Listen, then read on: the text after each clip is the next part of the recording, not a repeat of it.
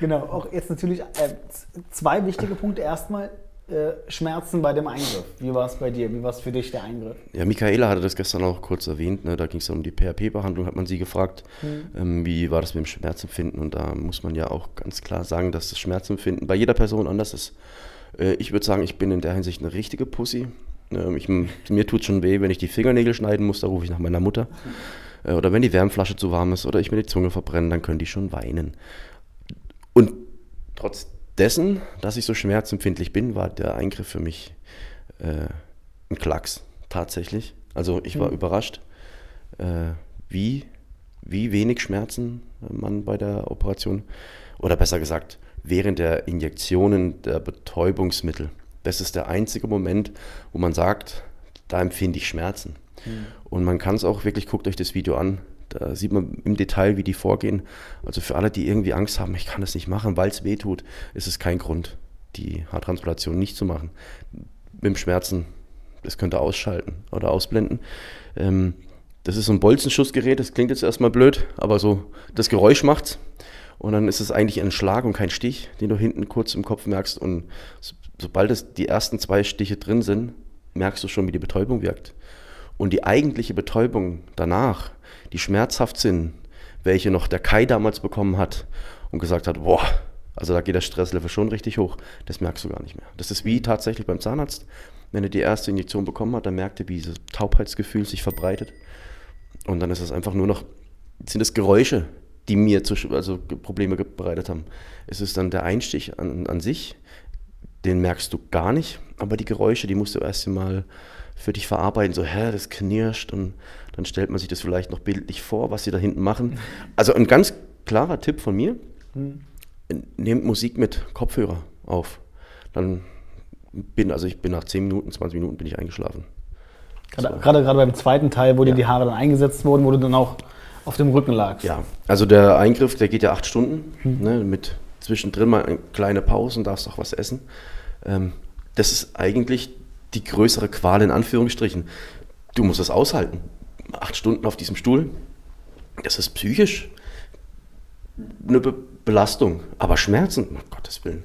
Und das ganz Krasse ist, ja, so, jetzt ist der letzte Craft gesetzt, dann wirst du verpackt.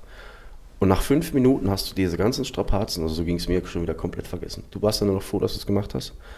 Und also wir waren total euphorisch, sind dann auch direkt essen gegangen.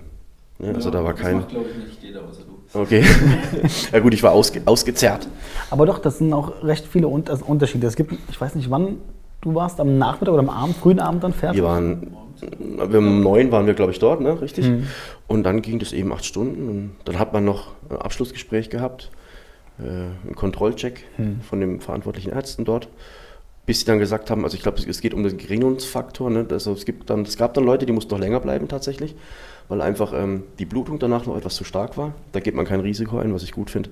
Bei mir war das alles tipptopp. Und dann haben sie gesagt, so, jetzt gehst du, das machen, was du möchtest. Und dann sind wir gegangen. Was auch noch wichtig ist dazu zu sagen ist, dass Leute bei Elitair eben erst entlassen werden, wenn immer ein Arzt drüber geschaut hat. Wir haben mehrere Ärzte vor Ort, Dr. Bay, wir haben noch weitere natürlich, wir haben ein sehr, sehr großes Ärzteteam.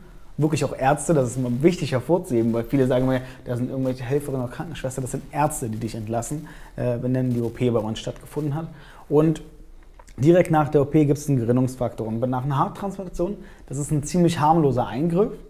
Was allerdings passieren kann, ist eben genau das, dass da Probleme auftreten können und die Durchblutung dadurch gestört wird. Und dadurch würden natürlich die frisch implantierten Haare nicht wachsen und absterben. Das ist das Einzige, was bei einer Haartransplantation passieren kann. Und genau um dem vorzubeugen, wird die Nachkontrolle dann direkt auch noch vor Ort gemacht, logischerweise.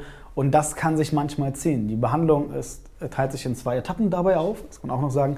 Einmal wird es klassisch mit einer Salbe, einer Cortisonsalbe, eingerieben vom Prinzip. Meistens löst sich das danach auf. Und wenn das man macht es, repeat till end. So der klassische Spruch bei Informatikern. Man wiederholt es einfach immer wieder, bis es besser wird. Im schlimmsten Fall müsste man noch mal eine Spritze machen, was allerdings der Patient überhaupt nicht spürt, denn der Kopfhautbereich ist nach wie vor betäubt. Und genau, bei dir war es nicht der Fall.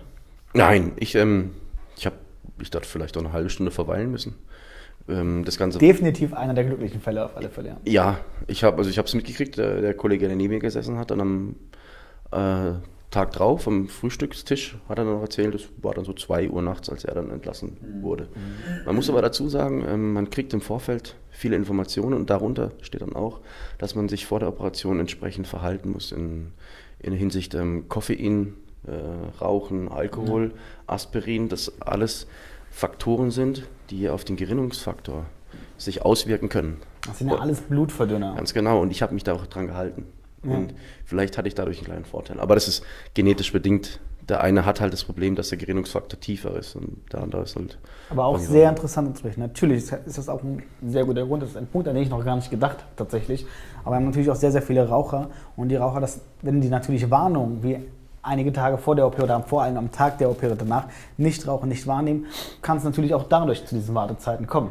Ja, also man darf das nicht unterschätzen. Also ich bin zum Glück nicht Raucher, habe das Problem nicht. Und der Typ, der das hat, das Problem, hat auch gestanden, er hat ganz normal weiter geraucht.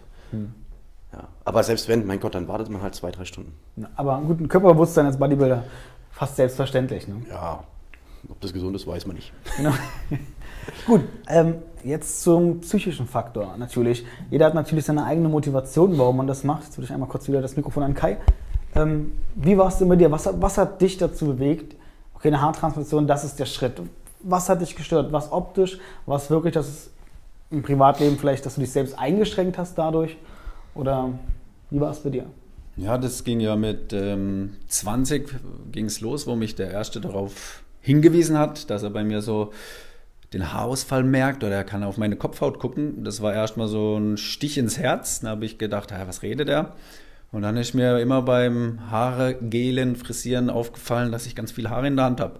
Ja, und dann habe ich mich immer intensiver mit dem Thema beschäftigt und gedacht, scheiße, wenn mir die Haare ausfallen, dann habe ich es wieder auf die Seite gelegt, aber gemerkt innerlich, das tut mich doch sehr beschäftigen.